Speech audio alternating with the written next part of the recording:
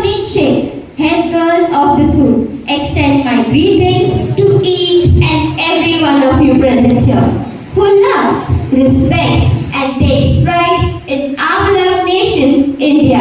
A very happy 78th Independence Day to one and all. India's independence is celebrated on 15th August to commemorate its independence from the cruel slavery of British rule and its birth as a sovereign nation on that day in 1947. At the stroke of midnight, as India moved into August 15, 1947, Jawaharlal Nehru, India's first Prime Minister, read out the famous speech proclaiming India's independence. Independence was the end of nearly a century of struggle, from freedom, battles, betrayals, and sacrifices. The rise of many leaders such as Gopal Krishna Gokhale, Jawaharlal Nehru, and Sardar Vallabhbhai Patel, and milestones like Quit India movement, Non-Cooperation movement, Khilafat movement, and Gandhi's Dandi March brought the inevitable freedom closer. Independence Day is an occasion to rejoice our freedom and to pay collective homage to all the martyrs who sacrificed their lives to the noble cause of liberalizing India.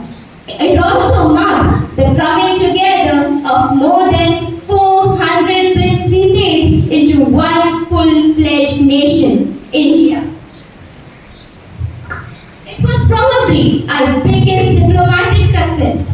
India is far ahead in progress than many other developing countries. We have made a decent progress in several areas during the last few decades. We have produced world-class scientists, engineers, journalists, soldiers, bureaucrats, politicians, and doctors. Today, we are one of the advanced countries in the field of science and technology. India has also progressed in the field of space research, health, transport, etc. We have also advanced in the field of international relations and cultural exchange. We have earned a very good name. India is on the threshold on becoming a superpower in the world.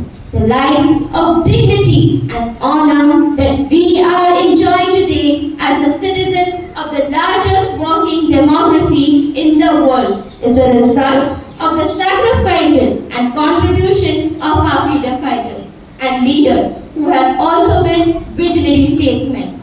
Anything can be achieved with the help of people's cooperation and awareness. It's people power which we have in nation building and going forward.